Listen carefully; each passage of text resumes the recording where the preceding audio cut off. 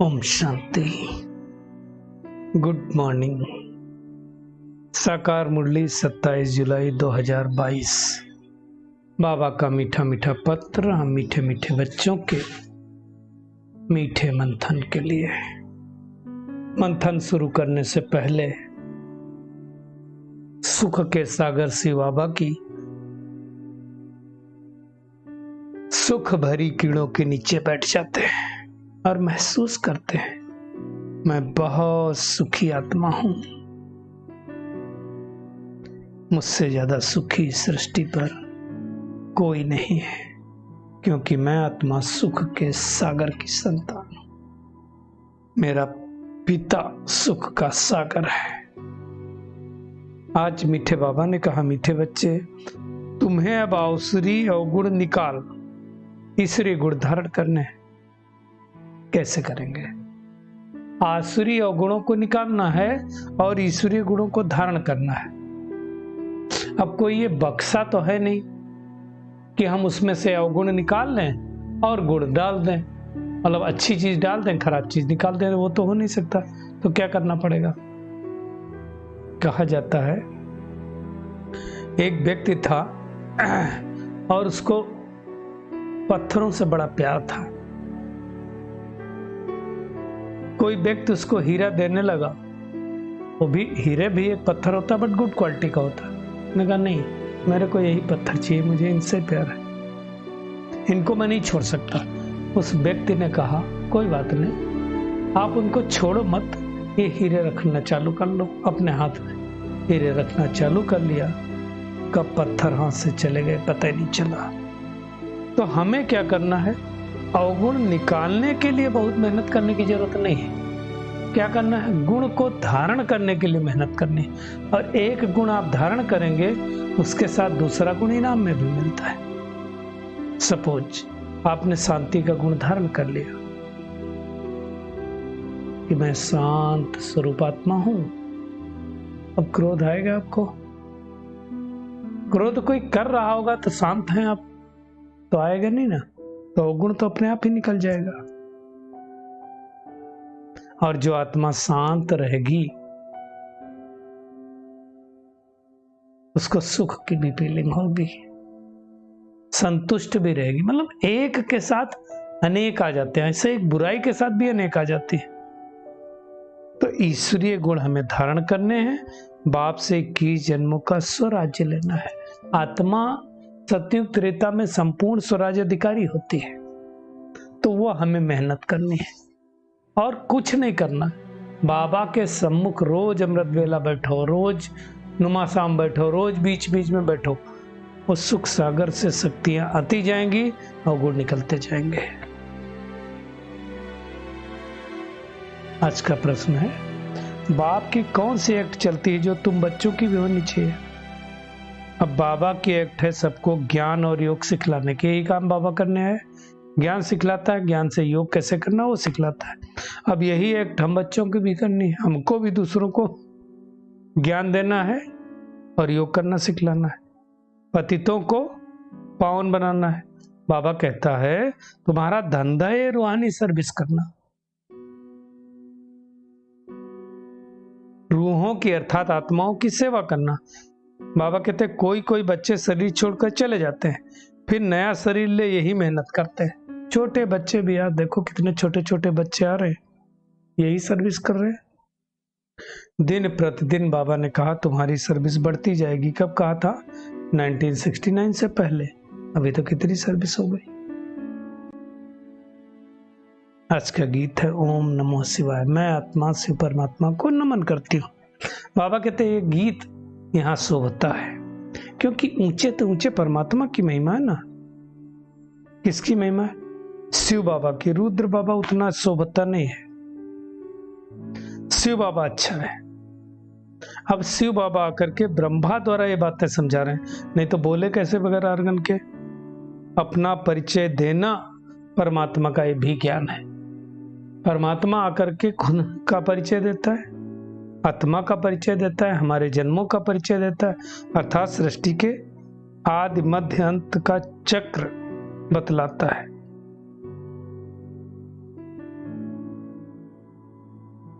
अंग्रेजी में जैसे कहते हैं फादर सोज सन, तो शिव बाबा आकर के हम बच्चों का शो करता है, बतलाता है हम कौन है, कहाँ थे, क्या करते थे।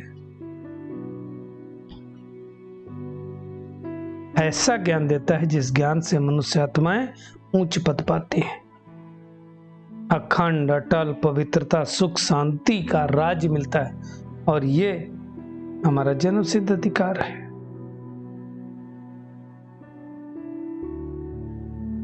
अभी दुख धाम है, रावण हमको पतित बनाता है, राम पावन बनाते हैं, रावण से वर्षा मिलता है पतित बनने का, और भगवान हमें वर्षा देता है सुख का। अब सारी दुनिया चाहती है कि राम राज्य हो। अब राम राज्य चाहिए, इसका मतलब रावण राज्य ऑलरेडी है, तभी तो राम राज्य चाहिए, नहीं तो क्यों चाहिए। परंतु कोई अपने को पतित थोड़ी समझता है, कोई रावण संप्रदाय का थोड़ी समझता है। अब वही आसुरी संप्रदाय परिवर्तित होकर के दैवी संप्रदाय बन रहा है। बाबा कहते तुम आते ही यहाँ हो आसुरी और गुणों को निकाल ईश्वरी गुण धारण करने। और जितना जितना हम ईश्वरी गुण धारण करते जाते हैं बाबा की याद के द्वारा, आसुरी गुण धीरे धीरे निकलते जाते हैं।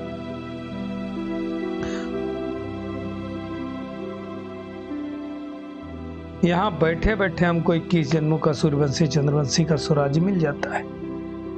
कल्प कल्प ये स्वराज्य हम प्राप्त करते और गंवाते हैं। तो ये बुद्धि में रहना चाहिए। वर्षा लेने वाले बच्चों को बाप को याद करना पड़े, याद किए बगैर तो कुछ होगा ही नहीं ना, ऐसे थोड़ी वर्षा मिल जाएगा। तो ये है यज्ञ व पाठशाला जिसमें शिव बाबा हमें ज्ञान सुनाते हैं। दुनिया में भी रुद्र यज्ञ रचते हैं तो पाठशाला भी बना देते हैं। एक तरफ वेद शास्त्र और एक तरफ गीता, एक तरफ रामायण रखते हैं। बाबा कहते हैं जिनको रामायण सुनना है ना वो उनके तरफ जाकर सुने, इनको गीता सुनना उनके पास जाके सुने। जो रुद्र ज्ञान यज्ञ रचते उसमें जाके स्वाहा करते हैं। बाबा कहते हैं ये सृष्टि का अंतिम यज्ञ है, इसके बाद कोई यज्ञ नहीं रचा जाएगा, इसमें सारी सामग्री स्वाहा हो जाएगी। वो मटेरियलिस्टिक यज्ञ है, ये मटेरियलिस्टिक यज्ञ नहीं है। उसमें तो जो तिल जाने क्या क्या डालते हैं, ये बेहद का यज्ञ है, पूरी सृष्टि स्वाहा होने। बाबा कहते हैं अभी तो देखो कैसी सृष्टि हो गई, कैसी दुनिया, कैसी कैसी बीमारियां निकली हैं, बात मत पूछो। ड्रामा में होगा, नूंद होगा तभी निकलती है। बाबा कहते ये है दुख धाम शोक वाटिका।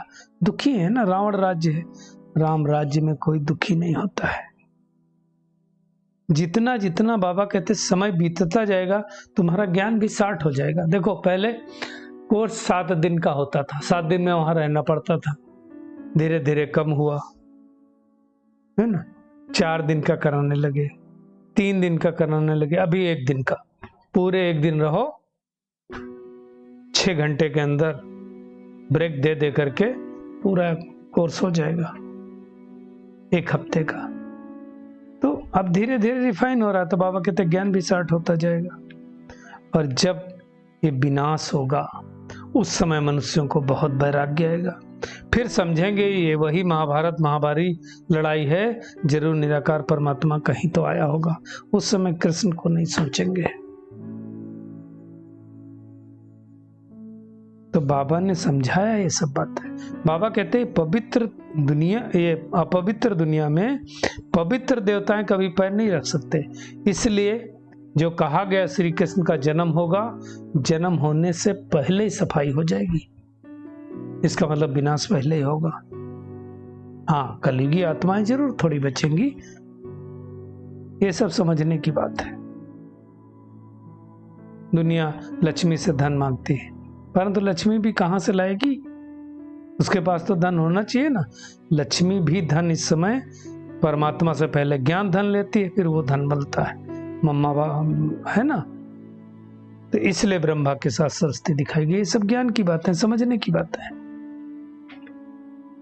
इसीलिए महालक्ष्मी की पूजा भी करते हैं, उनको 4 भुजाएं भी देते हैं। अब भुजाएं 4 और पैर 2 ही।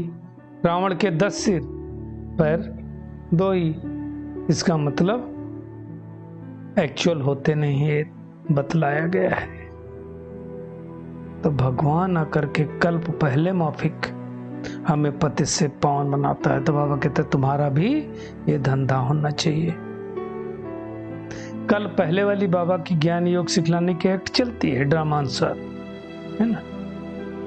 84 जन्म का पूरा ड्रामा का चक्र हमको बाबा समझाता है। और बाबा कहता है तुम्हारी बुद्धि में रहना चाहिए कि वही ऊंच से ऊंच बाप आकर के वही वर्षा देते हैं। पहले शिव बाबा, फिर ब्रह्मा विष्णु शंकर।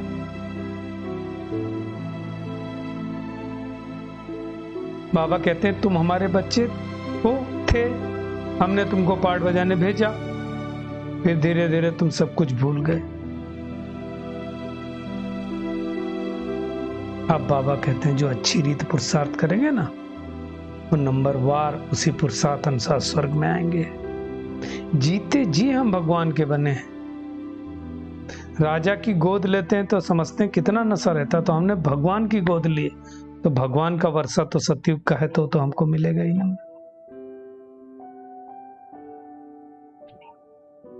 तो बाबा कहते तुमको सिर्फ मेहनत किस में लगती है? ज्ञान सब समझ में आता, तो मेहनत लगती है आत्मअभिमानी बनने में। तो बाबा राय देते हैं अमृत वेले का समय बहुत मशहूर है, उसी समय अपने को आत्मा समझ के बाबा को याद करना है। तो आत्मा के ऊपर जो कट जमा हुई है ना, वो उतर जाएगी, और कोई तकलीफ की तो बात ही नहीं है। मुख्य बात है बेहद के बाप को याद करना है, तो बेहद का सुख देगा। शिव बाबा जब इस सृष्टि पर आते हैं तो भगवान वाच होता है। भगवान ने, वाच मतलब वाणी, वाणी द्वारा सुनाया तो भगवान वाच कहा जाता है। और फिर गीता जयंती, यही गीता जयंती हो जाती। जो बाबा ने सुनाया वही गीता जयंती, उसी से गीता का शास्त्र बनता है।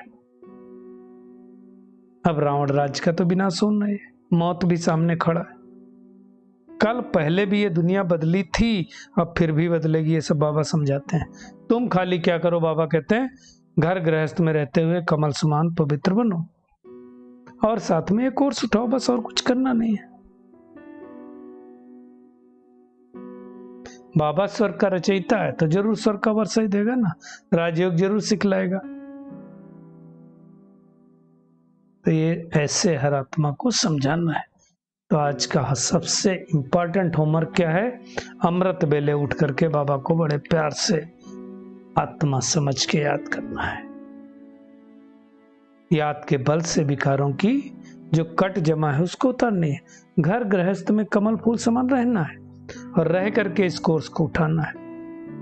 हर एक की रग को देख करके ज्ञान देना है। आज का बाबा का वरदान है, शिक्षक बनने के साथ रहम दिल की भावना द्वारा क्षमा करने वाले मास्टर मर्सीफुल हो। बाबा कहते हैं सर्व की दुआएं लेनी है, तो शिक्षक बनने के साथ क्या करो? मास्टर मर्सीफुल बनो। रहम दिल बल क्षमा करो, तो ये क्षमा करना ही शिक्षा देना हो जाएगा। सिर्फ शिक्षक नहीं बनना है, क्षमा करना है। इन संस्कारों से ही सबको दुआएं दे सकेंगे। क्षमा का एक गुण होना चाहिए। अभी से दुआएं बाबा कहते देने के संस्कार पक्के करो, तो क्या होगा? आपके जड़ चित्रों से सबको दुआएं मिलती रहेंगी, सब दुआएं लेते रहेंगे। लेकिन इसके लिए क्या करना पड़ेगा? हर कदम श्रीमत प्रमाण चलते हुए दुआओं का खजाना भरपूर करना पड़ेगा, जमा करना पड़ेगा।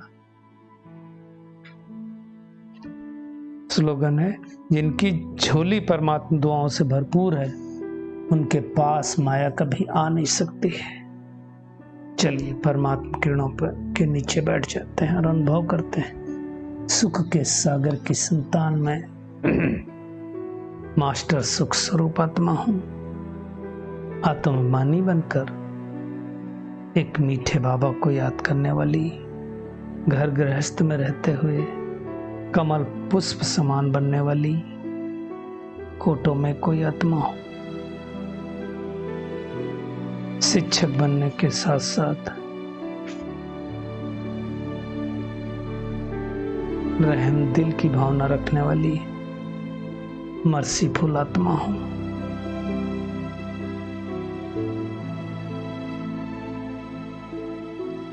परमात्मा दुआओं से पलने वाली अनेक आत्माओं की दुआओं को देने और लेने वाली आत्मा हूं।